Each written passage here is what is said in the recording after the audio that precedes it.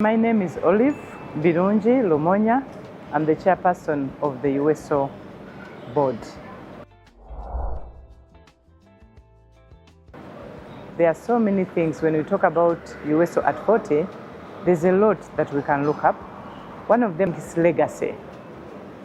Many institutions begin and in 5 years, 10 years, they are no longer performing. But looking at 40 years of existence from the time UWESO began is a great statement of legacy. The other one which comes out clearly is resilient. I think UWESO has been very, very resilient amidst all the challenges, amidst all the journeys, amidst all the changes. It has been resilient over the years. And I can give you a quick example. UWESO was focusing on children, orphaned children, and the mothers that were widowed. That was the first principle that Mama Janet Museveni focused on. And that went on from the 1986 when the President Museveni had just come in. It went on. There were many children who had been abandoned, many mothers who had been widowed after the war. To date, UWESO is still having impact, is still creating footprints, and whichever district you go to, you'll find an office of UWESO. So for me, I think it's resilience, legacy, and commitment. Areas of focus that I, as the board chair, am proud of, but also as NEC, we are proud of. First of all, is child survival. Because the journey of UWESO was looking at how to protect children who are in danger. Children who are orphans, children who are abandoned, children who don't go to school, children who don't have shelter, and that was one of the objectives for UWESO. Today, as we speak, that journey has still continued to go on. Lately, you have seen us for the last 5-8 years focusing on children off the streets. Now, children on the streets was an area that was never focused on enough.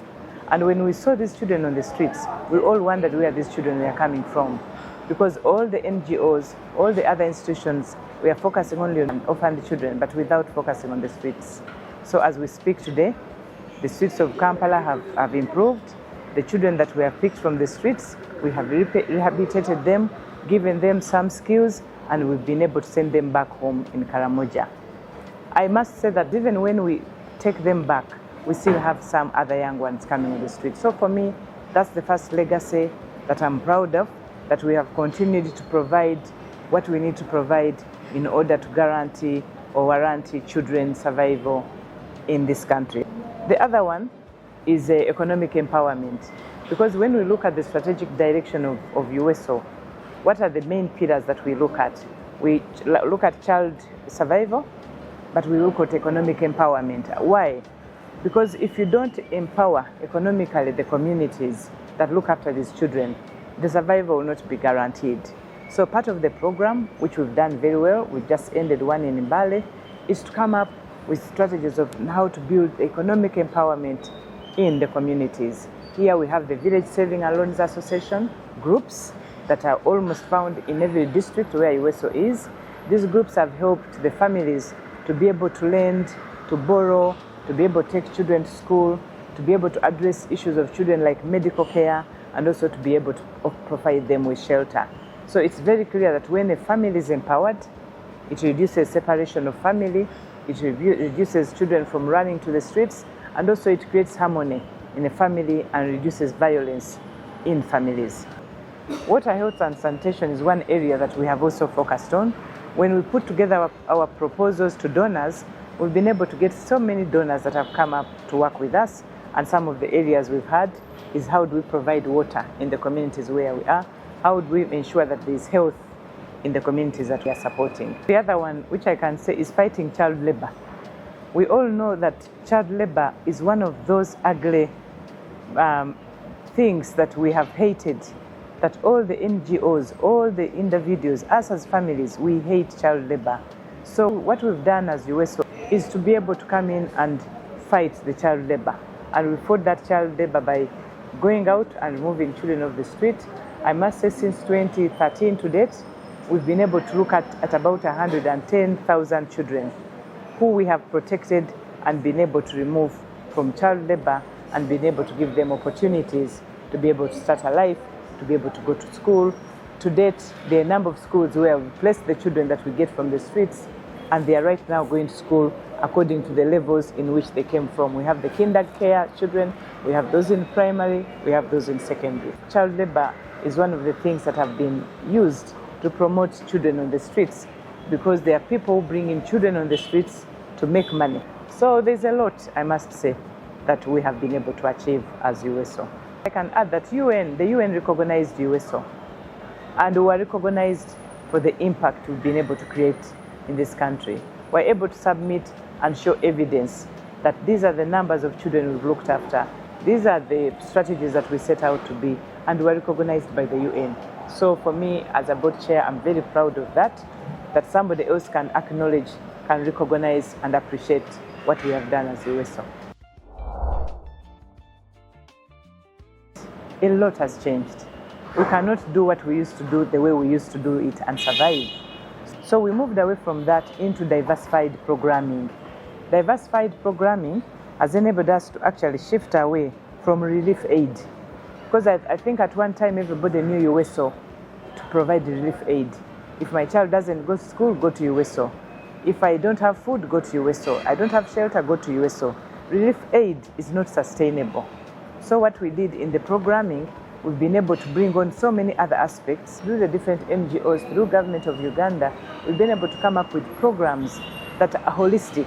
Holistic meaning that we are looking at education. How can we guarantee education for these children from the communities where they are? How can we support them on health?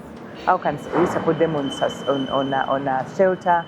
And holistically, how can we ensure sustainability? We've taken these programs and placed them in the community so that there is ownership. You see, if you want continuity for any program, let the ownership be part and parcel of the community. So we have areas where we are operating and the community has been part of it. If you go to the schools which we are operating, the board of governors involves the community to be part of it.